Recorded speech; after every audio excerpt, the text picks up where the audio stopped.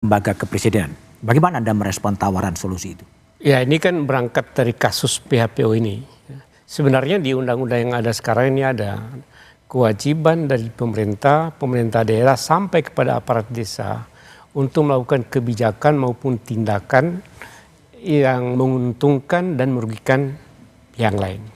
Itu sebenarnya standar umumnya. Memang menjadi sangat sulit kalau menjadi sangat detail. Sebenarnya dengan standar umum itu sudah sangat cukup bagi lembaga peradilan untuk memberikan putusan apakah tindakan pemerintah, tindakan aparat negara menguntungkan atau merugikan pihak lain. Itu kan bisa dilihat. Jadi saya lihat, saya sebenarnya sangat tidak puas dengan putusan itu, terutama pertimbangan-pertimbangan yang pertama tadi disampaikan oleh Bang Todung. Pertimbangan mengenai prosedur pendaftaran dari Gibran tidak dipertimbangkan secara mendalam dari intensi awal. Dari putus 90, kemudian prosesnya yang dipermudah, hanya masalah constraint waktu diabaikan prosesnya, kemudian dilanjutkan dengan pelanggaran-pelanggaran yang ada. Sebenarnya bisa dinilai dari satu kesatuan ini hakim bisa mengambil kesimpulan. Tapi hakim rupanya memiliki standar yang sangat sederhana sehingga ini tidak dipertimbangkan secara mendalam. Kemudian yang kedua, sama halnya tadi, sama-sama melihat ada pelanggaran, ada masalah, tapi ini dibiarkan.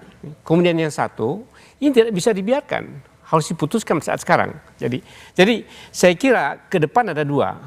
Yang pertama adalah cara pandang hakim terhadap kasus konstitusi seperti ini.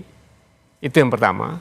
Kemudian yang kedua adalah mungkin memang perlu pengaturan yang lebih detail ke depan. Bagaimana sebenarnya posisi presiden ketika menghadapi proses PHPU dan seluruh aparatnya ada ke bawah, termasuk ketika dia menjadi presiden, incumbent. Jadi apalagi yang bukan incumbent. Jadi memang perlu pengaturan lebih detail ke depan mengenai hal ini. Saya kira pelajaran yang kita dapatkan dari putusan ini, ya, ini sudah selesai, kita harus hormati bersama.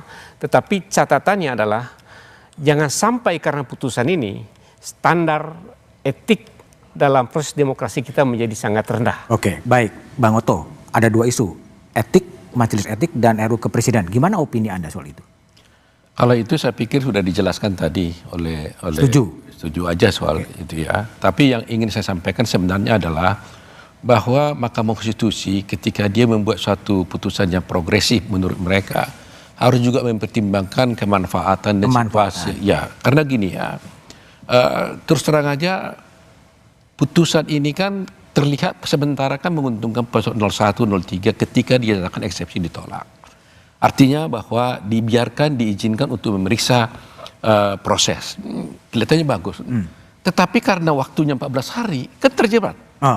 Kan terperangkap di situ jadi. Bagaimana membuktikan 14 hari? Ini konsekuensi yang harus dipertimbangkan sebenarnya. Jadi sebenarnya harus dilihat kondisi sosialnya di situ. Nah kedua, yang paling penting ini kan cross examination. Saya selalu melihat dari kacamata saya bahwa dalam praktek ini beda dengan pengujian undang-undang. Ini sengketa. Kalau selalu sengketa, maka inter partes. Ada dua pihak yang bersengketa. Nah oleh karena itu, bagaimana metode pembuktiannya, asas pembuktiannya itu harus ditetapkan oleh Mahkamah Konstitusi. Sehingga apakah prinsip beyond reasonable doubt atau actore incumbit probatio itu betul-betul bisa diterapkan enggak? Tapi Pak Arief kemarin dalam pertimbangannya mengatakan kalau tidak sepenuhnya berlaku katanya actore incumbit probatio. Karena kalau pokoknya memang penggugat harus membuktikan dalilnya. Tetapi kalau sudah dia buktikan juga sana membantah, berpindah pembuktiannya menjadi bersama. Nah, hal-hal begini harus diatur tegas. Jangan sampai pencari keadilan jadi bingung. Gitu loh. Itu yang harus kita pikirkan. Baik, kembali ke kalau Bang Mulya, gimana sih Anda memaknai tadi pesan majelis etik dan lembaga kepresidenan itu hanya dianggap sebagai opini di koran aja gitu, nggak mempunyai dampak perbaikan terhadap negara bangsa ini? Saya melihat etika itu sangat penting. Ketika Romo Magnis Suseno memberikan keterangan ahli di Mahkamah Konstitusi, dia dengan sangat elegan mengatakan bahwa banyak sekali pelanggaran-pelanggaran etika yang terjadi. Baik itu pada tingkat KPU, dan kalau kita mau lebih jauh lagi pada kehidupan kita berbangsa dan bernegara. Tapi saya tidak setuju sebetulnya kalau kita ingin membuat mahkamah etik. Saya tetap melihat Mahkamah Konstitusi itulah tempat untuk menegakkan konstitusi dan sekaligus menegakkan etika. Oke. Nah, oleh sebab itu pendidikan etika ini menjadi sangat penting, ya, termasuk untuk hakim-hakim MK. Nah, tapi yang paling penting adalah walaupun kita tidak di zaman Orde Baru, kita ini tetap berada dalam pemerintahan yang saya sebut eksekutif heavy. Kekuasaan presiden itu sangat dominan. Nah, dia bisa melakukan banyak hal praktis tanpa kontrol, apalagi dalam konstelasi politik di mana koalisi gemuk itu ada. Oke. Jadi tidak ada DPR yang bisa mengawasi. Nah, dalam konteks ini, rancangan undang-undang kepresidenan itu betul-betul harus detail, harus sangat rinci, membuat batasan-batasan kepada presiden dalam melaksanakan tugas-tugas kepresidenannya, baik pada masa kampanye maupun sebelum kampanye. Dan juga kita kan ada waktu, nih Bung Budiman, Pilpresnya selesai seperti sekarang ini bulan April. Dia masih menjabat sampai Oktober. Nah, apakah dia masih bisa membuat keputusan strategis sampai bulan Oktober? Menurut saya ini nggak bisa. Dia harus tahu diri dan menurut saya dia harus bisa membantu mempersiapkan pemerintahan yang baru. Oke, baik. Zainal Arifin Muchtar, kalau RUU Kepresidenan dipandang penting, siapa yang harusnya mengambil prakarsa politik? Memang biasanya, ya kalau kita lihat kalau itu undang-undang yang mengatur soal presiden, biasanya yang harus inisiatif adalah DPR. Oke. Sebaliknya, ya kalau bicara yang sesuatu yang ada kaitannya dengan DPR, itu biasanya yang inisiatif adalah pemerintah. Itu untuk menjaga checks and balances sebenarnya. Bahwa praktiknya berbeda itu soalan lain.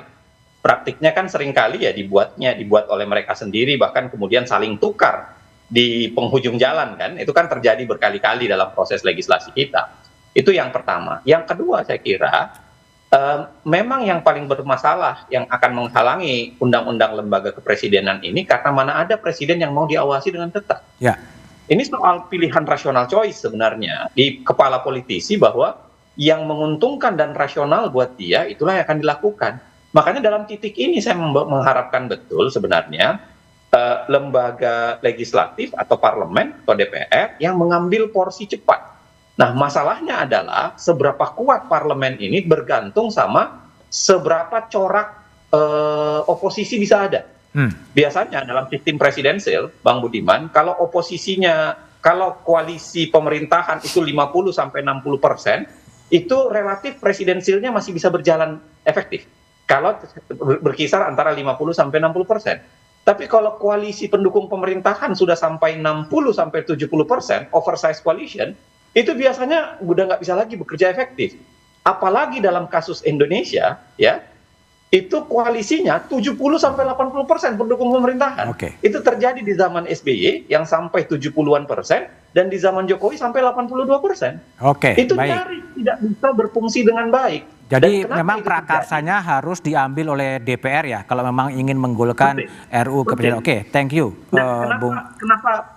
Satu terakhir, Bang Budiman, kenapa koalisi oposisi itu tidak berjalan? Karena tidak ada insentif memadai untuk oposisi. Insentif bagi oposisi. Kita tidak memberikan insentif apa-apa untuk oposisi sehingga menjadi oposisi itu seakan-akan menjadi posisi kalah dan hina dalam pemerintahan.